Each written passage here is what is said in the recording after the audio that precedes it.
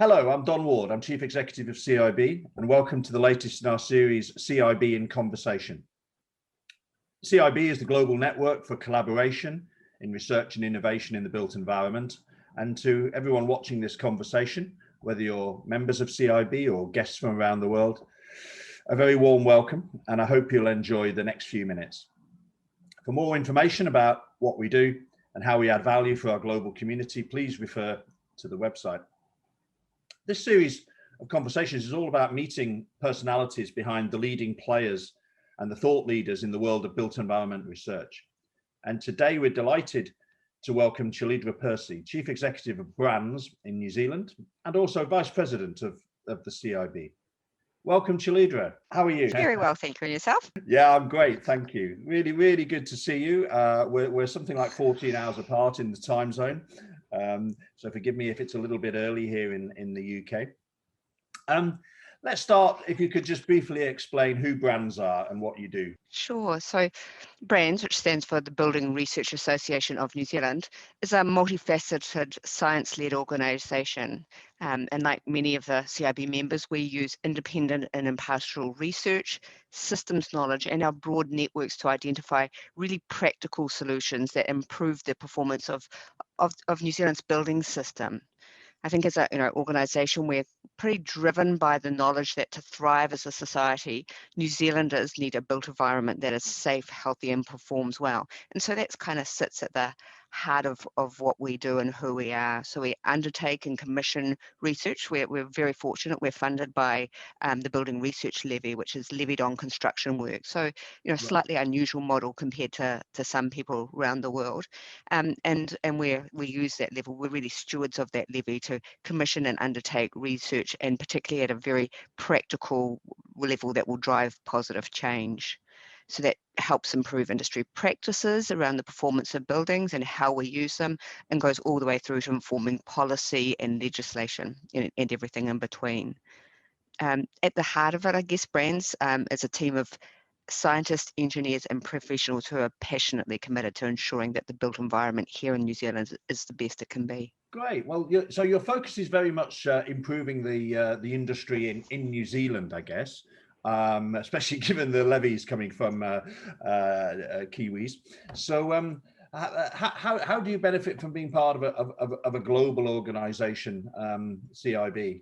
Well, I think like any researcher anywhere in the world, you cannot do your work and do it successfully without understanding what's going on around the rest of the world, collaborating internationally, connecting with people, their networks, their research, sharing your work abroad. And, as Kiwis, we're very, very kind of proud of what we do. We always claim we bat above our weight, and I'd say the same for New Zealand researchers, including BRANZ, is that, we bat above our weight in terms of the quality of the research that we share with the rest of the world. And CIB is just one of the many really important vehicles for enabling us to network with a whole range of researchers, work with them, collaborate with them, and share our research. So, an important part of our network of research communities.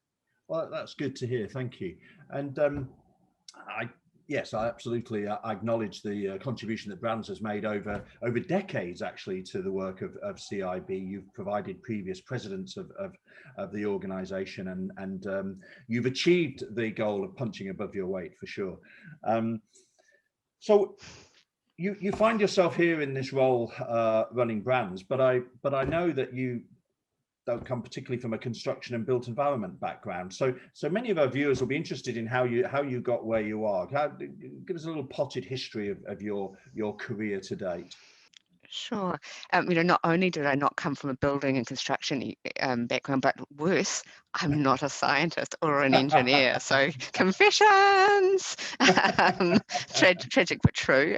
I do defend myself vigorously by saying, I've worked my whole career with scientists and engineers. I've married an engineer. My number one son is an engineer, and number two is a bit flaky at the moment and thinks he wants to be an actor. But he's still young, so so that's where I get my my street creds, so to speak. Yes.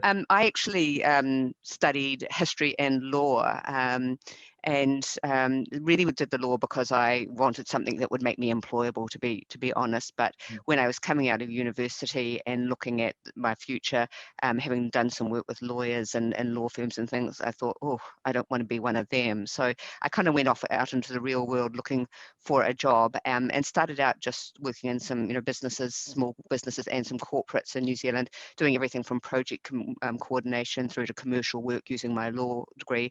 I worked in a large telco here in New Zealand, which gave lots of opportunities to do different things, including things like running a 24/7 critical care call centre. So I think I sort of just got into a sort of a general management kind of background, and that led to working for an international telco, which meant that I set up their business in New Zealand and then worked across their Asia Pac business, which gave me lots of interesting experiences. And then from there, I kind of went into my first CE role, which was in for an industry training organisation in New Zealand in the electricity supply industry. And so that was kind of really, telco and electricity supply, very engineering worlds. Then into my first true research organisation. And in New Zealand, we have a number of Crown research institutes owned and run by the Crown on a company, limited liability company model. And I went and worked for the one that supports the forestry sector.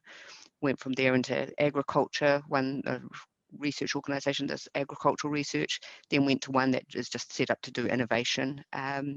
And then got the call to come to BRANZ. So I've kind of jack of all trades, master of none, but for pretty much the whole of my career, it's been working with scientists and engineers. And I think my personal value add in that space is I understand their world to some extent. I value what they do and think it's really important that leaders of organisations set those organisations up to enable the best possible science and engineering work to be done, to get the organisation out of the way in some ways of the great work, but still enable the funding, the permissions, the networks, the linkages with government that you all have to have those as effective as possible to work for our scientists and engineers. So I see myself in service of science and engineer, even though I'm not a scientist or an engineer. That's fascinating, and of course, the majority of people in CIB will not come from that sort of background. I mean, would you have a single tip or a piece of advice, perhaps, for someone who might be following that route, coming into the sector with a non-science background? Any suggestions for how to manage scientists and engineers and help them fulfill their potential? In terms of helping scientists and engineers fulfill their potential, I think that one of the things that's always helped me is being quite a logic-based person and understanding that when you're working with really, really smart people, logic is a logic-based approach to it appeals. So I use that a lot. I think you have to wrap that around with real stories. But most important of all, it's that sense of absolute commitment and passion for the work. My people do amazing work, and I'm sure that when I go out and tell their stories, I'm mucking them up big time, and they're probably slapping their foreheads and going, God, if only she could use, if only she could say the right words, and get them right, or that would be even better. But it's that passion for what they do and for helping them do it, which I think enables you to be successful. Great advice. Thank you. Let's talk then a little bit more about what it is that you're out there talking on behalf of your people. So thinking about BRANZ today, what would you say are the most important areas of your research and innovation? Where are you looking to have the biggest impact?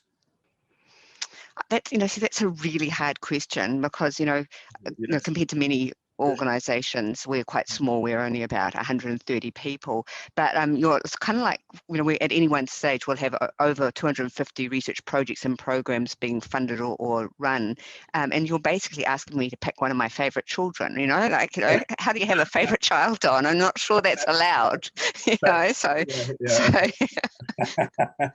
But that said, I will try and answer the question a little bit. But At the moment, I think some of the big programs that we've got really focused on at the moment are things that are quite important to the New Zealand context. One of them is eliminating quality issues across constructions, and so it's a program with quite a number of projects sitting underneath it, which go from everything from informing construction practices to the other side of equipping construction clients to know what to ask for and how to get the best out of their build teams, whether that's in a residential or a commercial project. Got another program which is it's called Exceeding the Minimum. So in New Zealand we have a performance-based building code, and so you just have to demonstrate that you meet what is actually a minimum standard through your build project, and you can go on and do it.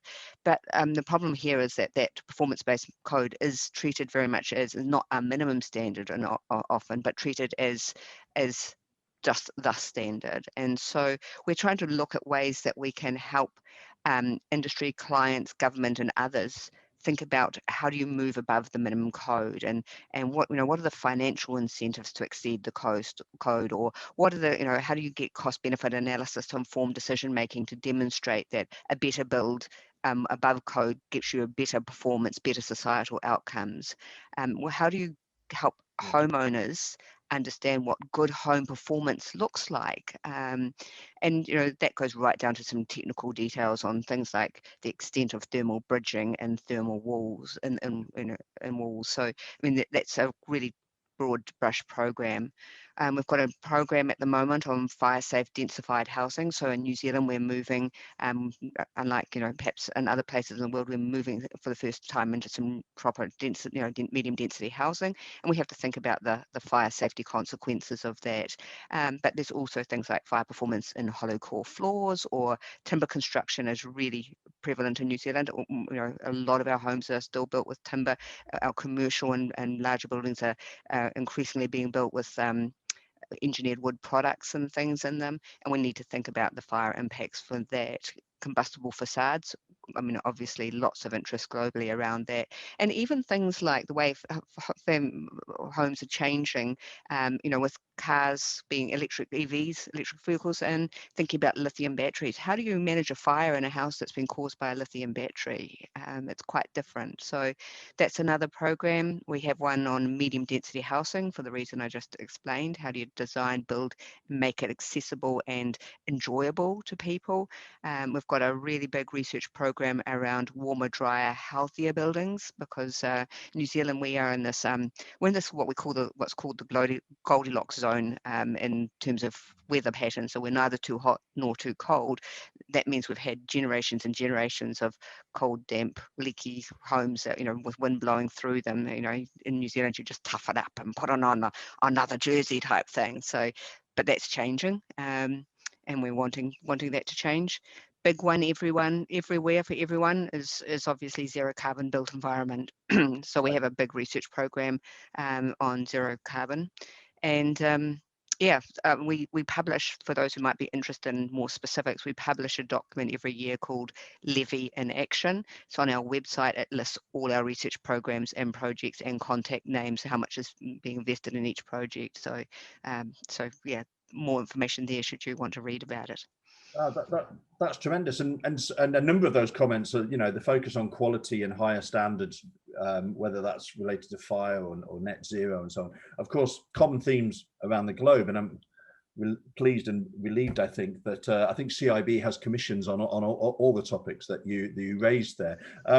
What would you say? Are there any particular recent findings or emerging ideas which you think CIB members in other parts of the world should know about, that feel important for everyone? Yeah, look, I'd really like to tell you about an innovative product that we've got, and I want to tell you about the story about it because I think it really encapsulates who we are and what we're trying to do as an organisation. Because although I've talked a lot about our research, a really important part of what we do is knowledge dissemination. So there's a big focus on how do we take that information and all those research findings. Sure, we publish them and things like that, but how do we get them into the hands of the people that we need to use them and get that uptake and that impact from the research? research. And so we do everything from running seminars. We have a magazine called Build Magazine, which has readership statistics that makes Vogue magazine look pathetic, quite frankly. Actually, that's probably not quite true, but it's a good line. But and one of the things that we do quite a lot of is obviously do tools, calculators, and software. And so the project I wanted to tell you about is called Artisan, and it's a in New Zealand. We have every time you want to do a new building or a renovation over a certain value or type of work, you have to get a building consent. So we have generally local councils who are building consenting authorities. You do your plans, the architect does your plans, all that sort of thing. You submit that to the local council. They sign that consent off, and then you start the building process.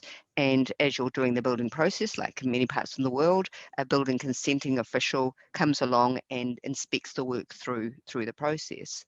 And in New Zealand, we were sort of looking at this and going, is this getting the outcomes that we're looking for? Are we getting really good, well-built homes built in accordance with the plans every single time? And the answer was no. We had a lot of defects coming through and failures, not necessarily massive failures, but enough that that it was of real concern.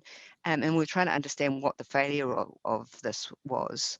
And what we realized was in part happening here was that this inspection process was not as effective as it could be.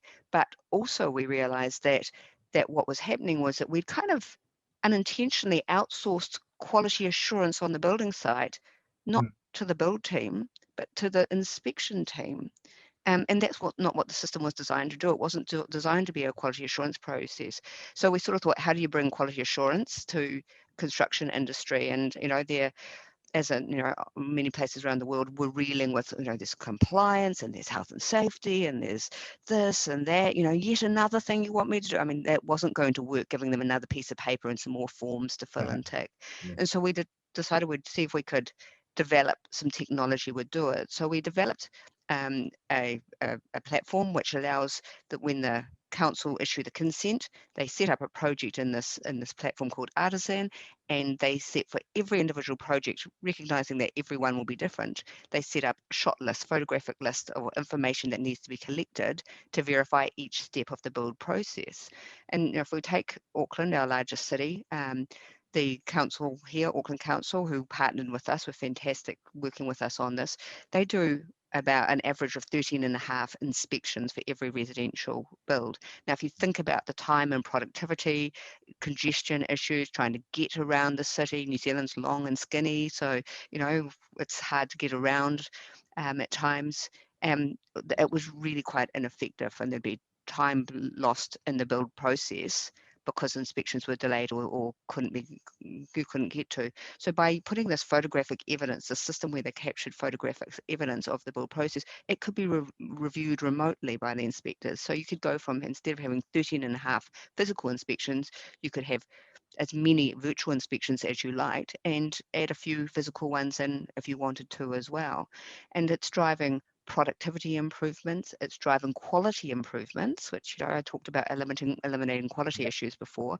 Well, that's because it creates this permanent record of the build process. And you know what? Every time a camera's on you, what do? You kind of there's no pull getting yourself up, around you brush your hair a bit, or Yeah. and it drives improvement, but it creates this permanent record also for future homeowners of if they go to buy a house, they could get these records and look and see how well was their house built, and that the things we could do potentially with that data set, that long-term data set of build quality, could be tremendous from a research perspective. If you think about being able to mine that data to understand, capture both inspections that passed and failed. Well, why was that? What's the common trends that you're getting through the failure of it? And I think that's an example. This I could talk about Artisan for weeks, Don, honestly, but I think it's an example of doing things in a different way, where we're taking out some really practical solutions to industry to drive benefits, like that go back to the heart of what I said at the beginning, which is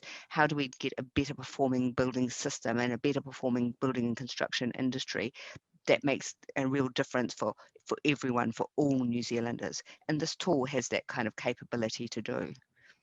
He's a really good example. Is it still in pilot pilot mode, or is it in full rollout now? It's in deployment mode, and you know, as researchers, you know, you think you've got the perfect solution and this great build, and we did amazing work with suppliers and building all the tech behind it and stuff. Right. And guess what? It's change management that's really hard. It's people going, I don't want to use that system because I might lose my job, or this one might be a very Kiwi thing, you know. I don't want to use that system because when I go to that remote site that takes me an hour and a half to drive to, after I've done my 20 minutes or half hour on site, I pop across to the beach, jump in a boat and go out and do some fishing in my lunch time, come back with a bit of, a feed for the family. And everything in between. So in getting driving uptake, which is what the phase we're really into at the moment, is a change management, is a change management story in its own right. And emphasizing the interaction there of social, what do they call it? What do our academic friends call it? Socioeconomic factors alongside technical factors. It's all, it's this business of uptake of new ideas is complicated, isn't it? I think you just said you use suppliers. Do you have an in-house digital products team then, or do you have a sort of set of preferred suppliers who would do that sort of development work for you?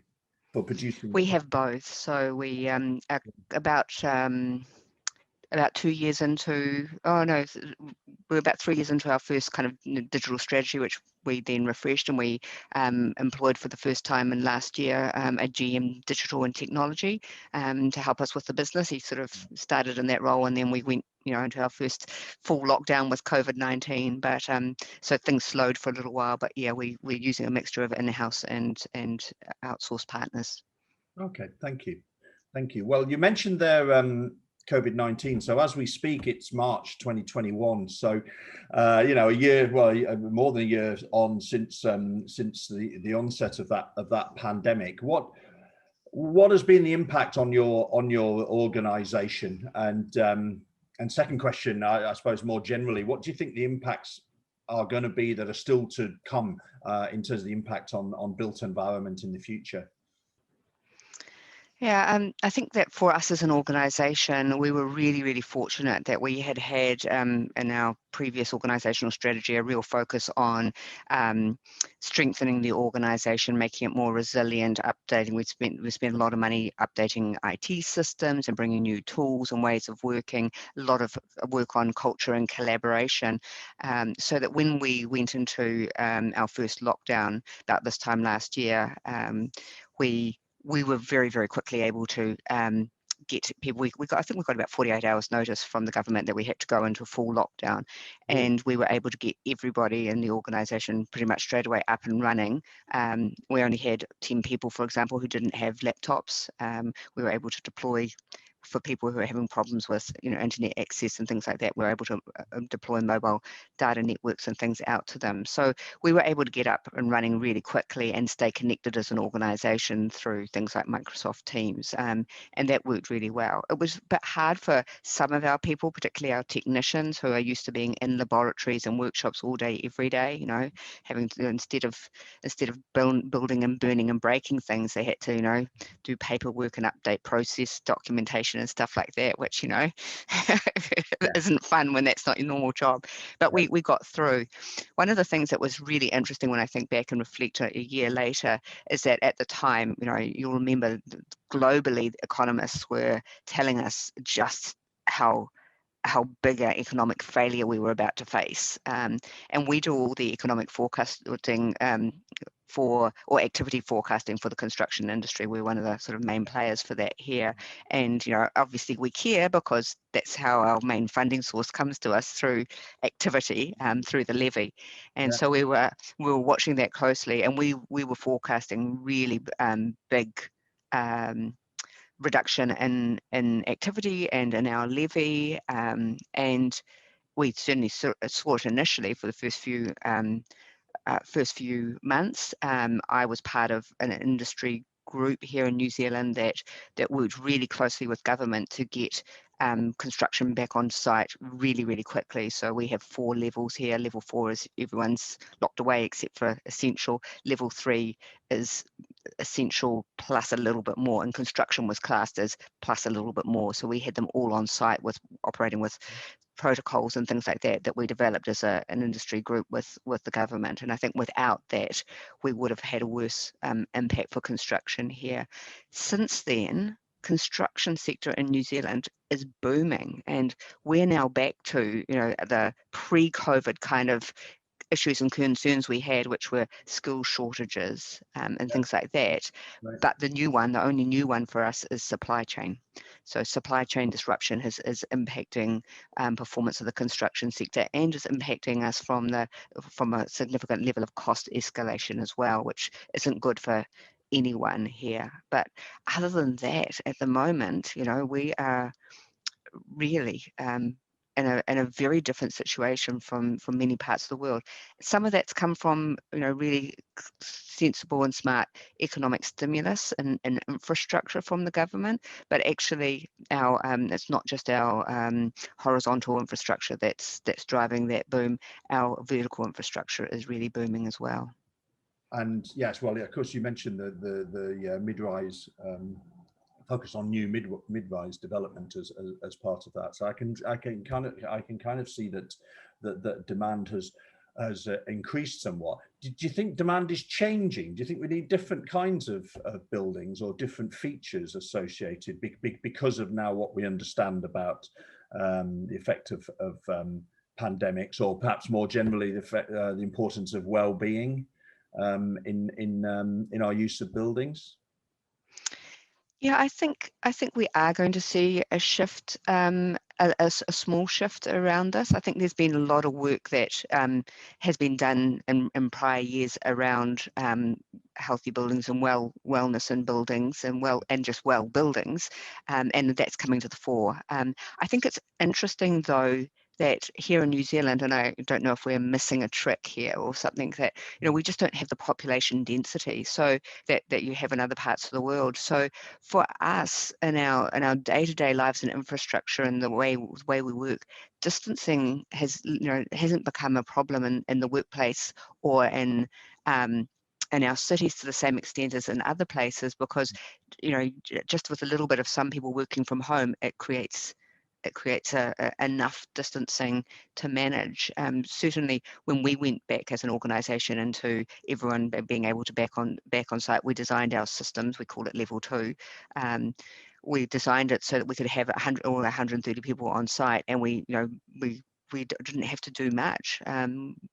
Put up a few sort of perspex panels between a few people, move a couple of desks, but largely we were able to accommodate everybody within the 1 or 2 minimum, one aiming for 2 meter distancing. So it's really interesting to see here how much it will change. I think what has caused the biggest impact here is things like lift protocol. How much slower and longer it takes to get people in and out of a building if you can only have 2 or 4 people in a lift, and as we go into medium and high rise, will people be prepared to walk to the 18th floor or the 22nd floor, up the stairs every day? I mean, I would, but Yeah, no, that's a good one. I've not heard that. I've heard many explanations of impacts and change, but that's a good one. Thank you. So finishing talking about the sort of research agenda then and impact, what do you think is the next big research question or area of focus for New Zealand? Look, I think we already have our really big area of focus or opportunity, and that's the zero carbon built environment. We are fortunate here. We've got a carbon zero commitment from the government, which is, and we're in consultation at the moment around our carbon budgets and carbon reduction budgets, that sort of thing. But I think we think about it and focus on climate change as being something that we need to mitigate and build resilience for, and all those sorts of things. But I think we need to think about it at a systemic level. And I like to use the analogy of and you particularly in the UK, years ahead of us in New Zealand around the health and safety system changes. We're sort of catching up with the great practice that's happening in your part of the world. But what we saw in your part of the world, and even in our own, when we saw good health and safety practices being put into businesses, is that it didn't just improve health and safety, right? It improved business performance. If you embedded it in, you got better performance right through your business. And we've got the same in our business at BRANZ. I think climate change is that kind of opportunity that, yes, it's going to cost and there's going to be investment and things like that. But if we look at it at a systemic level and look for the way we can get total business benefit and societal benefit out of it and build it with that kind of view, that's what the really big opportunity is. And I think science and engineering is what sits behind being able to do that and demonstrate that. It's unlocking the answers, and whether it's technology changes, whether it's behavioral science and helping people understand the behavior change, more importantly, designing systems with the right incentives so you get the right behavior change rather than just exhorting people to, make the behavior change. That's the opportunity. You come across as a very, if you don't mind me saying, as a great ambassador for science and engineering. And perhaps just before we finish, Mike, sort of as we speak, it's International Women's Day. So talking of being an ambassador or a leader and perhaps a role model, would you have any advice that maybe a young researcher in the built environment field who's a woman might benefit from? Yeah, it's still a challenging one, I think. The concept of woman in the building and construction industry, and whether that's as a researcher in this space or whether it is absolutely right out on the workforce. And certainly despite years and years here in New Zealand are talking about women in construction, and there's associations for women in construction and women in trades and things like that all do really great work, it's still really, really hard. And even myself, chief executive of an organization, you think, that comes with, experience and mana and things like that. But even I've had, in recent years, experiences where, I had one where I was at a dinner with a group of captains of industry, and as I went around to leave the evening and say goodnight to everyone around the table, one of the guys pulled me into his lap. You can't leave yet. Come sit on my, and pull me onto his lap. I bet that hasn't happened to many guys in the construction industry. And and I'm experienced, so I, quite gracefully, graciously, just kind of managed to get. No, that's all right. I can sit on a chair, and pulled up a chair and had a 2 or 3 minute conversation and left. And I was telling that story to some of my male colleagues at a board meeting that I was at some months later, and they were all outraged. That would, if I'd seen that, I would have spoken, I would have said something. And I said to them, well, 2 of you were there and you didn't see it. And they didn't see it because it was convivial and because they were, having conversations and things like that, and because I didn't make a fuss in a scene. Yes. But it's still really prevalent. It's still challenging being a woman in construction at whatever level. And so my advice is that you have to work out for yourself individually what your form of action and managing those situations looks like. It's really easy, and we have #MeToo. It's really easy to say we all need to speak out and and challenge it and bring it up all the time, but it's much, much harder to do, and to do that. So I think that the thing is that we have to think through. For women, my advice would be, think through the sort of situations you might find yourself and find other people to talk to about it, whether that's women you want to talk about or other male colleagues that can be supportive, and work out how to handle it. But the most important thing is, don't bottle it up and leave it inside to fester and hurt you in your career and knock your confidence. We have to own our own careers and our own confidence, and that means facing these in the way that's empowering and works for us. That is very positive, very practical, actually, if you don't mind me saying. That's really good. Thank you. I noticed when you look around our student network, we are not far off 50% of PhDs in the sector being women. I know, or maybe it's the case that it's 50% of those who are active and participate in networks such as CIB, which is not quite necessarily the same thing. But either way, I hope CIB can play our part in helping women maximize their potential in our sector. I think it's part of the culture change that we're still working towards. And certainly, I hope they're able to hear your words and as I said, learn from the practicality of that advice. I've one more request for advice from you. We like to finish these chats with asking about your top opportunity for the message that you would give to politicians and policymakers, and perhaps around the world. I mean, you're on government committees and so on, giving policy advice to the New Zealand government all the time.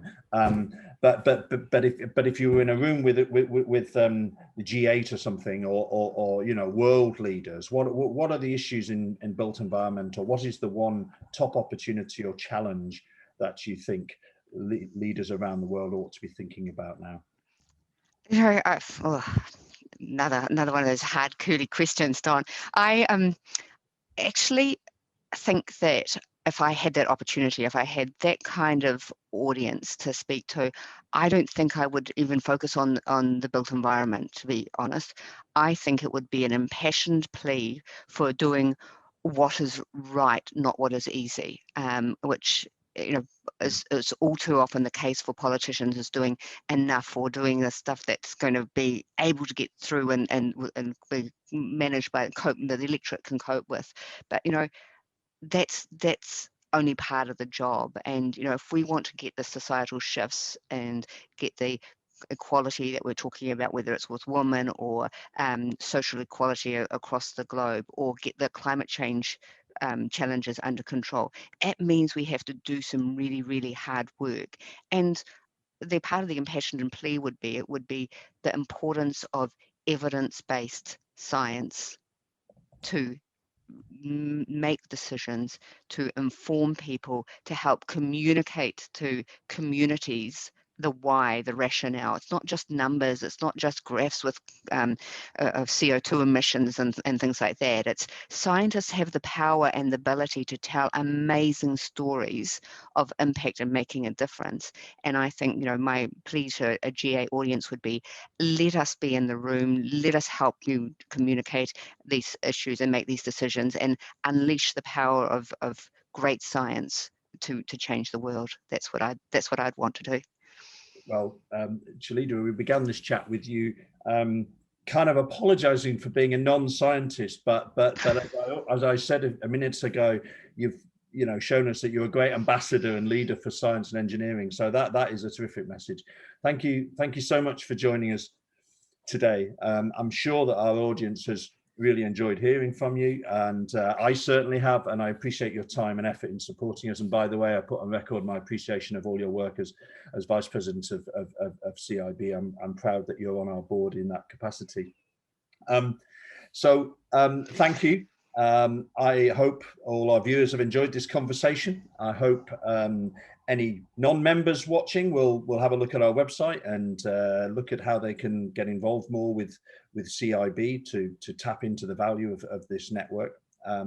And we value at any time feedback or suggestions on what we're doing at CIB. So if anyone watching has any thoughts on this conversation, they should please contact us. But for now, Chelydra, thank you very much indeed.